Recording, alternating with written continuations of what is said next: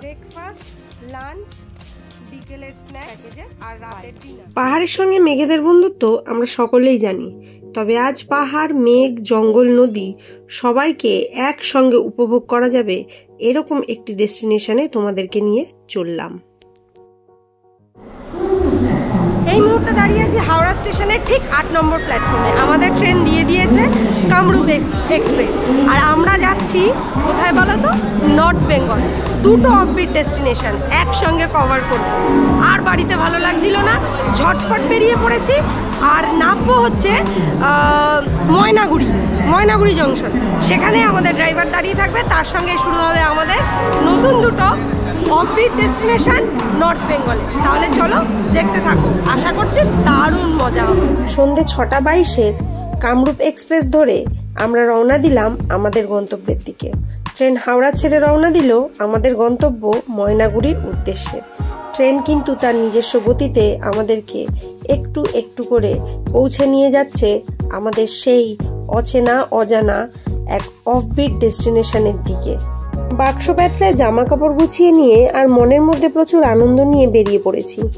আর সঙ্গে রাতের খাবারের জন্য নিয়েছি আলুর দম, পনির, কড়াইশুটির কচুরি, রুটি, ভেজিটেবিল চপ আর কিছু মিষ্টি। এই নিয়েই যাত্রা শুরু হলো।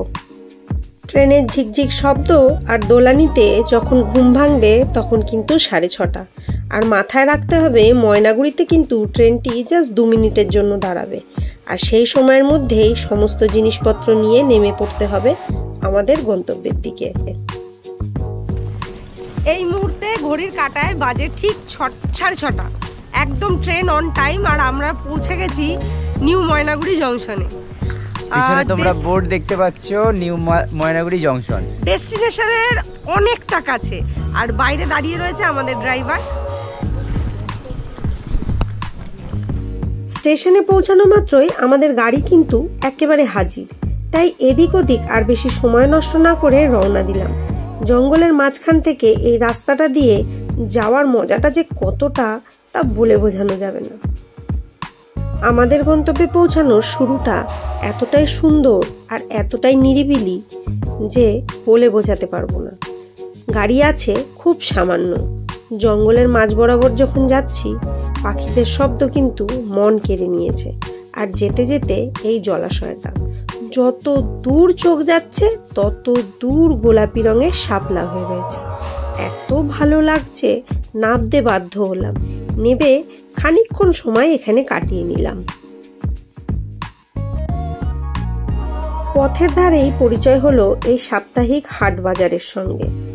একটু ভেতরের দিকে যেতেই চোখ পড়ল সোশ্যাল মিডিয়ায় রান্না করতে দেখা এই পিঠের সঙ্গে। কি দেখো তো, আমার মতন তোমরাও চিনতে পারলে কিনা? বহুবার দেখেছি, তাই খাওয়ার লোভ আর সামলাতে পারলাম না। সকাল 6:30 ময়নাগুড়ি স্টেশনে নামার পর আমরা গাড়ি ধরে নিলাম। যথারীতি যেটা তোমাদের সঙ্গে বলেছিলাম ঠিক সেটাই করেছি। বাইরে বিরুদা মানে আমাদের যে ড্রাইভার দাদা দাঁড়িয়েছিলেন, গাড়ি ধরে নিলাম। ওখান থেকে এখানে আসতে সময় লাগলো মাত্র 2 ঘন্টা। এবার নিশ্চয়ই প্রশ্ন তোমাদের যে আমরা এসছি কোথায়? হ্যাঁ, আমরা আছি এখন লুংসেল। দারুণ একটা জায়গা, মানে বলে বোঝাতে পারবো না, এতটাই সুন্দর। আর কালিম্পংয়ের কিন্তু একেবারে অফবিট একটা ডেস্টিনেশন, যেটাকে তোমরা ভার্জিন ডেস্টিনেশন বলতেই পারো। তার কারণ এই জায়গায় এখনো অবধি মানুষজন খুব কম এসছে। তো সুতরাং নেচার একদম আনটাচড। আর সব থেকে বড় ব্যাপার হচ্ছে রুম থেকে কাঞ্চনজঙ্ঘা ভিউ কিন্তু একেবারে ঝকঝকে। এই মুহূর্তে আমরা যেখানে দাঁড়িয়ে রয়েছি, লুংসেলকে দুটো ভাগে ভাগ করা যেতে পারে। এটা হচ্ছে লোয়ার লুংসেল, আর ঠিক আমার বাঁ হাতে হচ্ছে আপার লুংসেল।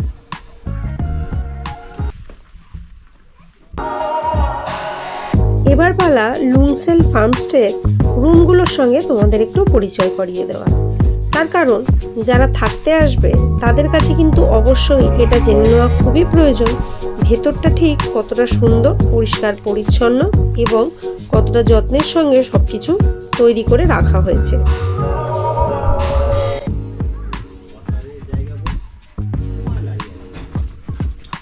কিন্তু খুবই সুন্দর। সুন্দর, আমার তো খুবই পছন্দ হয়েছে।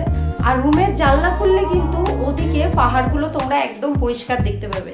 আমি এই মুহূর্তে যে রুমে বসে আছি এটা হচ্ছে 1 নম্বর রুম, আর কাঞ্চনজঙ্ঘা ভিউ পয়েন্ট কিন্তু 2-3 নম্বর রুম থেকে একদম পরিষ্কার। তাহলে চলো 2-3 নম্বর রুমে যাই। সকালবেলা ঘুম থেকে ওঠার সঙ্গে সঙ্গে জানলা খুলে যদি চোখের সামনে এভাবে কাঞ্চনজঙ্ঘা দেখা যায় তাহলে আর বলার কিছু থাকে না। ওই যে দূরে সাদা লাইন দেখতে পাচ্ছ, ওটাই কিন্তু কাঞ্চনজঙ্ঘা। সময়ের সঙ্গে সঙ্গে আরো পরিষ্কার হবে। দুটো খাট রয়েছে, একটা সিমেন্টের খাট আর একটা হচ্ছে কাঠের খাট। বেডিং কিন্তু খুব সুন্দর, একদম পরিষ্কার ঝকঝকে ঝকঝকে। আর অতিরিক্ত শীতের জন্য কিন্তু ডবল ডবল করে কম্বল দেওয়া রয়েছে। একটা বেডে 2 জন করে ইজিলি থাকা যাবে। আর খুব সুন্দর একটা আলমারিও দেওয়া রয়েছে তোমাদের জামা কাপড় রাখার জন্য। এবার পালা বাথরুমটা। একটু বাথরুমটা চেক করে নেওয়া কিন্তু অবশ্যই জরুরি। খুব সুন্দর পরিষ্কার বাথরুম, দেখতেই পাচ্ছ একদম কিন্তু পরিষ্কার। আর গিজারও কিন্তু। সন্ধেবেলা এই বারান্দাটায় বসে চা কফি তার সঙ্গে পকোড়া দারুণ জমে যাবে কিন্তু শীতের মধ্যে। আর সঙ্গে থাকবে উপরি পাওনা, যেটা বারান্দা থেকে কাঞ্চনজঙ্ঘার ভিউ কিন্তু একদম ক্লিয়ার। আর তাতে যদি হয় চাঁদনি রাত, যেটাকে আমরা বলি পূর্ণিমা। বলছে পূর্ণিমায় নাকি কাঞ্চনজঙ্ঘার উপরে পূর্ণিমার চাঁদের আলো পড়ে কাঞ্চনজঙ্ঘা আরো সুন্দর হয়ে যায়। এই হচ্ছে লুনসেলের বারান্দা থেকে কাঞ্চনজঙ্ঘার ভিউ। অনেকটা জুম আউট কিন্তু তোমাদের সঙ্গে ছবিটা শেয়ার করতে পেরেছি। কেমন লাগলো অবশ্যই জানিও। আমি তো কাঞ্চনজঙ্ঘা দেখা মাত্রই পাগল হয়ে গিয়েছিলাম। তবে ভালো লোকজন আছে।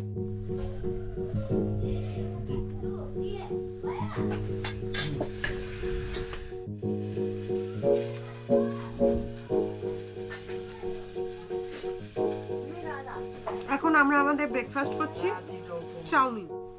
আর একটুও সময় নষ্ট না করে ব্রেকফাস্ট শেষ করেই কিন্তু বেরিয়ে পড়লাম। আর সবার প্রথম যেটা দেখাবো সেটা হচ্ছে ফার্মস্টের ভেতরটায় কত রকম চাষ হয়েছে দেখো। এই যে দিদি, ইনি কিন্তু নিজেই এই ফার্মস্টের মালিক। এই ফার্মস্টের সব থেকে মজার ব্যাপার হচ্ছে এখানে যা যা চাষ করা হচ্ছে সেগুলোই কিন্তু রান্না করে আবার আমাদেরকেই পরিবেশন করা হচ্ছে, সকালে, বিকেলে, দুপুরে, রাতে। বেশ ভালো না, মজার না ব্যাপারটা? এখানের একটা বিশেষত্ব হচ্ছে এখানে যে সবজিগুলো চাষ হয় সেই সবজিগুলোই কিন্তু তোমাদের প্লেটে সার্ভ হয়। এটা হচ্ছে নর্থ বেঙ্গলের একটা বিখ্যাত সবজি, এটাকে বলে বি। উচ্ছের থেকে একটু তেতো হয় কিন্তু খেতে দারুণ হয়।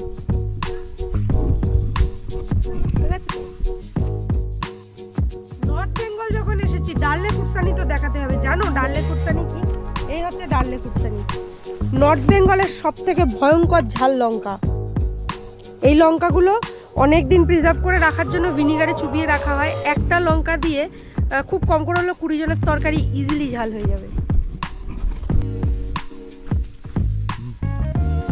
লুংসেল ফার্মস্টে হোমস্টে থেকে 5-7 মিনিটের একটা ছোট্ট ট্রেক আছে। ট্রেক করে কোথায় যাবো বলো তো? ওপরে একটা মন্দির আছে। তাহলে চলো একটু কষ্ট সৃষ্ট করে এই মোটা শরীরটা নিয়ে একটু ট্রেক করি, আর সঙ্গে তোমাদেরকেও নিয়ে যাই, দেখবে।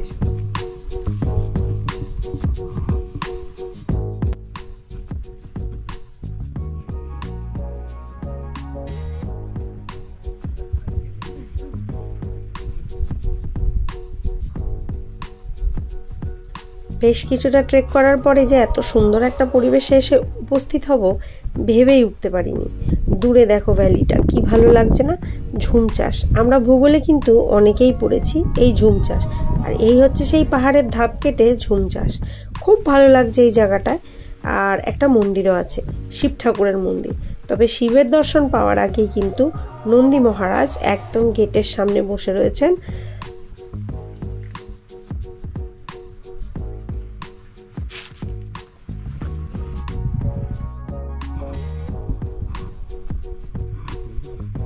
অনেক কষ্ট করে এই অবধি উঠে এসে তোমাদের সঙ্গে মন্দিরটা কিন্তু শেয়ার করলাম। ওরা এখানকার লোকাল লোকেরা যেটাকে 5 মিনিট বলে, আমাদের শহরবাসীদের এখানে আসতে আধ ঘন্টা লাগে। আমার তো লেগেছে।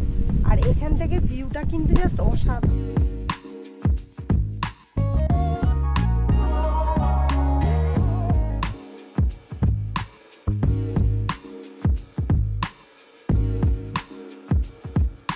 এবারে গাড়ি নিয়ে বেরিয়ে পড়লাম লুনসেল ফার্মস্টের চারপাশটা মানে বাইরের চারপাশের পরিবেশটা একটু দেখে নেওয়ার জন্য।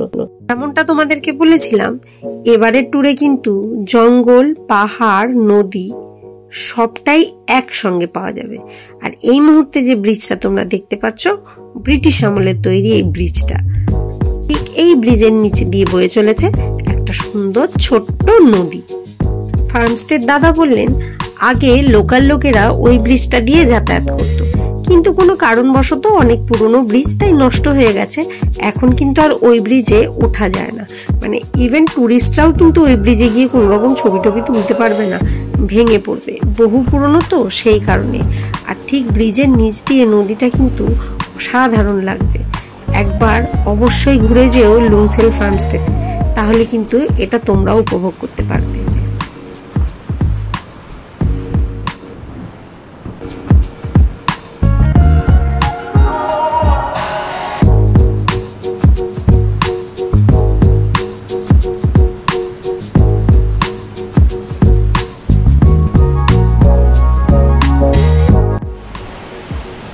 চতুর্দিকে বিস্তর ভ্যালি, মাঝখানে আমি দাঁড়িয়ে আছি একটা পাথরের ওপরে। আর আমার পিছনে যে নদীটা বয়ে যাচ্ছে, এই নদীটার নাম হচ্ছে গীতখোলা। এটা আসছে লাভা থেকে। তো প্রিয়াঙ্কা এত নিচ অব্দি আসেনি, আমি এসছি, তাই এই মুহূর্তে আপনারা আমাকে দেখতে পাচ্ছেন এই ভিডিওর এইটুকু ফুটেজে। জাস্ট অসাধারণ।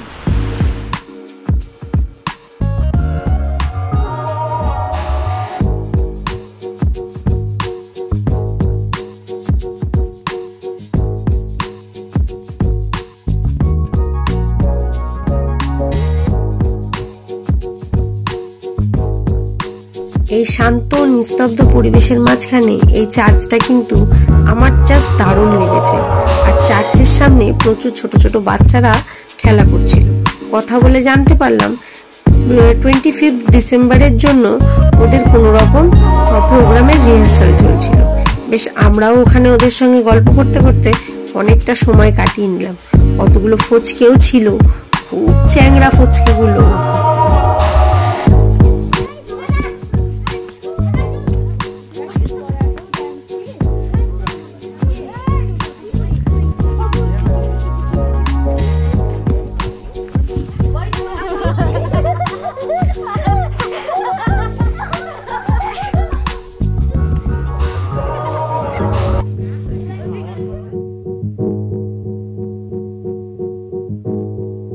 এই দুটো ছোট্ট ছোট্ট সুন্দর বাচ্চার কথা আমি কিছুই বুঝতে পারিনি, তবে ওদের কাণ্ড কারখানা দেখে আমার কিন্তু দারুণ মজা হচ্ছিল।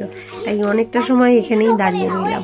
কি মিষ্টি দেখতে না, দেখো ফর্সা ধপধপ করছে গায়ের রং, আর খুব মিশুকে বাচ্চাগুলো। কি ভালো লাগছে ওদের খেলাগুলো দেখে না। তাহলে এই মুহূর্তে আমরা ডাইনিং এরিয়ায় চলে এসেছি দুপুরের লাঞ্চ। দেখে নাও আজকে দুপুরের লাঞ্চে আমাদের জন্য কি বের করছে। প্রচুর হেল্পার রয়েছে যারা আমাদের হেল্প করছে। এটা ডাল, এটা ভাত, এটা আলু ভাজা, ডিমের তরকারি, আর এটা একটা শাক ভাজা। কি শাক ভাজা? রাই শাক আলু দিয়ে ভাজা। স্যালাড রয়েছে, আর চাটনি রয়েছে, আচার রয়েছে। এটা আলু ভাজা, রাই শাক এটা আলাদা আলাদা করে দিচ্ছে। এটা চাটনি না, এই যে মূলোর আচার, পাঁপড়, স্যালাড থাকবে। তবে তো জানতে হবে যে খাবারটা ঠিক কেমন। তাহলে চলো টেস্ট করে বলি তোমাদের খাবারের টেস্টটা ঠিক কেমন। এটা রাই শাক আলু দিয়ে।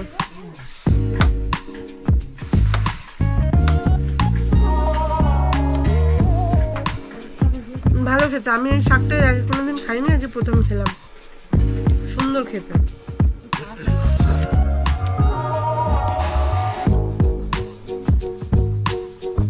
এইরকম কনকনে ঠান্ডা, তার সঙ্গে গরম গরম মোমো আর ডালে কুরসানির চাটনি হলে তো জমেই যাবে, আর কিছুই চাই না।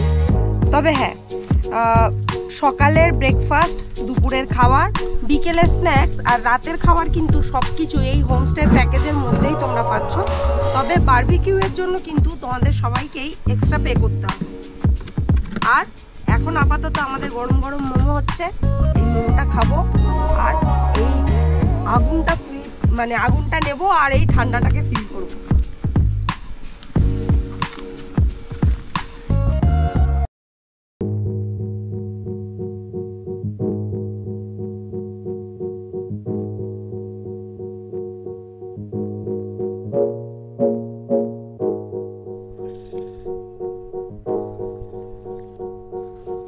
সকাল সকাল সেজেগুজে একেবারে রেডি হয়ে পড়েছি। লুংসেল ফার্মস্টেতে আজকে আমাদের ছুটি। আমরা এখান থেকে বেরিয়ে যাব নর্থ বেঙ্গলের আরও একটা অফবিট ডেস্টিনেশনে। কোথায় যাচ্ছি আর তোমাদের জন্য কি অপেক্ষা করছে সেটা দেখার জন্য কিন্তু সেকেন্ড পার্ট ভিডিওটা অবশ্যই দেখতে হবে। আর যদি আজকের লুংসেলের এই ভিডিওটা তোমাদের ভালো লেগে থাকে তাহলে অবশ্যই চ্যানেলটাকে একটা লাইক করে দেবে, ভিডিওটাতে একটা লাইক করে দেবে, কমেন্ট সেকশানে জানাবে আজকের ভিডিওটা তোমাদের কেমন লাগলো। আর যদি খুব ভালো লেগে থাকে তাহলে তো অবশ্যই একটা শেয়ার আর একটা সাবস্ক্রাইব করতেই হবে। সবাই ভালো থেকো, সুস্থ থেকো, আবার দেখা হবে আরেকটা অফবিট ডেস্টিনেশনে। টাটা।